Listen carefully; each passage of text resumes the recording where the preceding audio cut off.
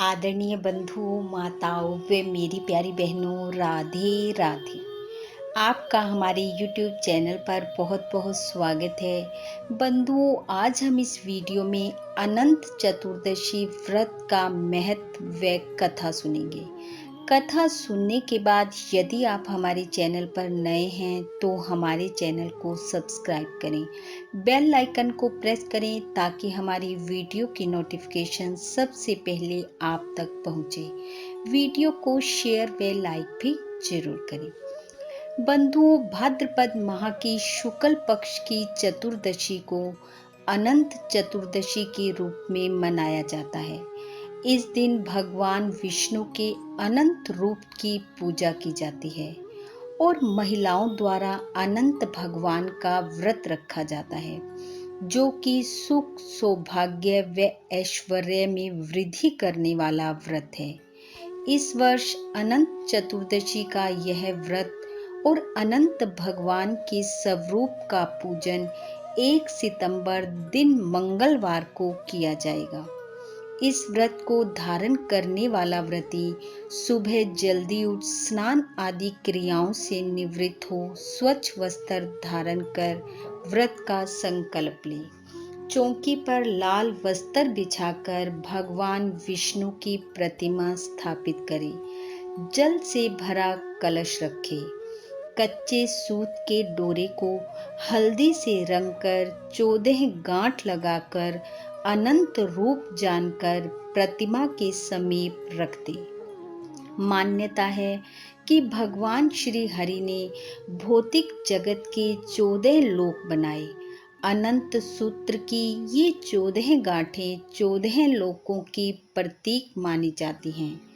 अनंत सूत्र की स्थापना के बाद रोली, मूली, गुड़, चावल, लौंग, इलायची, सुपारी, पान, फूल, फल से भगवान का पूजन करें। धूप दीप से आरती कर मिष्ठान का भोग लगाएं।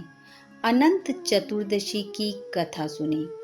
कथा श्रवण के बाद स्त्रियां इस डोरे को अपनी बाईं भुजा पर और पुरुष दाहिनी भुजा में धारण करें। इस दिन विष्णु सहस्त्र नाम का पाठ करें।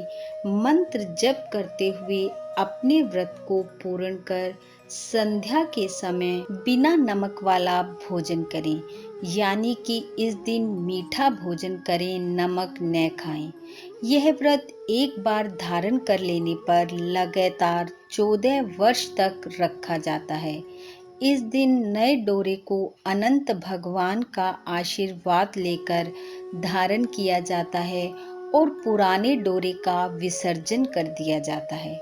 हमारे धर्म शास्त्रों के अनुसार यह व्रत अति शुभ व अनंत फलों को देने वाला है। इसे धारण करने से दरिद्रता का नाश होता है, शारीरिक व मानसिक बल की प्राप्ति होती है। जिस भी विशेष इच्छा को लेकर यह व्रत किया जाता है, श्री हरि की कृपा से वह पूर्ण होती है।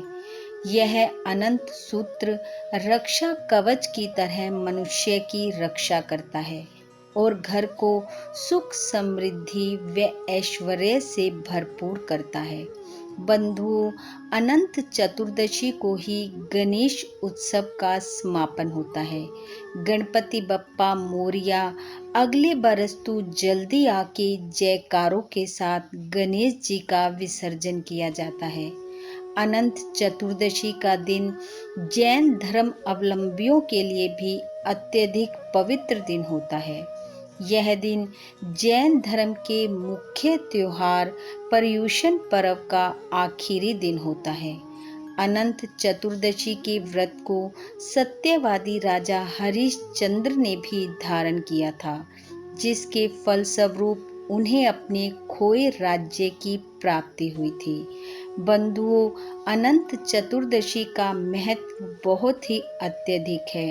इसलिए श्री हरि के अनंत रूप की पूजा कर कथा का श्रवण करना चाहिए। श्री हरि का कीर्तन कर समय व्यतीत करना चाहिए। आइए अब सुनते हैं अनंत चतुर्दशी की कथा। एक बार धर्मराज युधिष्ठिर ने राजसूय यज्ञ का आयोजन किया। यज्ञशाला इतनी सुंदर और मनोरम बनाई गई कि जल और स्थल एक समान प्रतीत होते थे। जब दुर्योधन यज्ञ में शामिल होने के लिए वहां पहुंचा तो जल और स्थल की भिन्नता को न जानते हुए वह गिर पड़ा।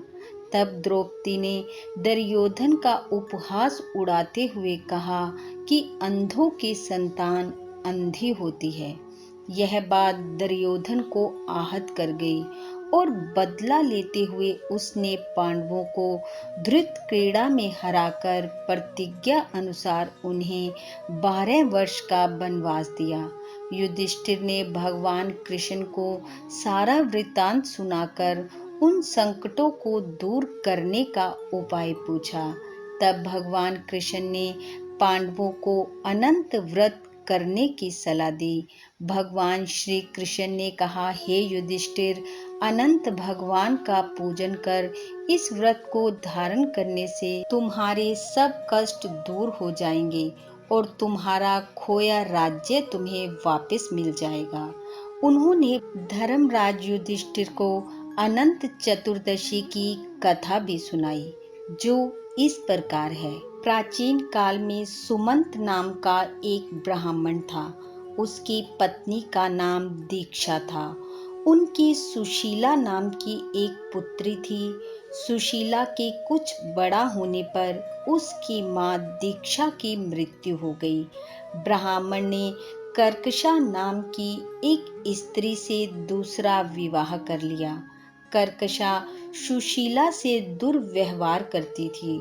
सुशीला के बड़ा होने पर ब्राह्मण ने कौंडिन्य ऋषि से उसका विवाह कर दिया। पुत्री को विदा करते हुए ब्राह्मण ने कर्कशा से कहा कि पुत्री को उपहार स्वरूप कुछ दे दो। कर्कशा ने कुछ ईंट पत्थर उसके साथ बांध दिए। कौंडिन्य ऋषि दुखी हुए और सुशीला को लेकर अपने आश्रम की ओर चल दिए। चलते चलते संध्या का समय हो गया और वे दोनों एक नदी के तट पर रुक गए। संध्या करने लगे। सुशीला ने वहां कुछ स्त्रियों को पूजा करते हुए देखा। सुशीला ने उनसे पूछा, आप क्या कर रही हो और इसके करने से क्या होता है?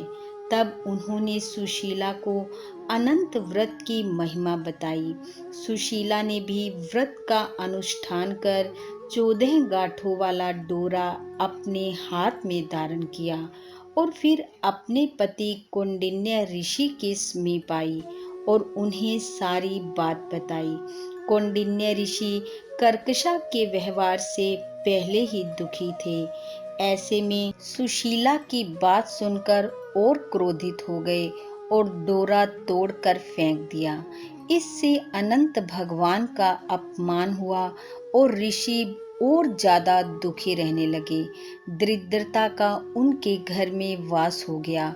एक दिन उन्होंने सुशीला से इस बात पर चर्चा की तो सुशीला ने उन्हें कहा कि आपने डोरा तोड़कर अनंत भगवान का अपमान किया था। ये उसी का परिणाम है।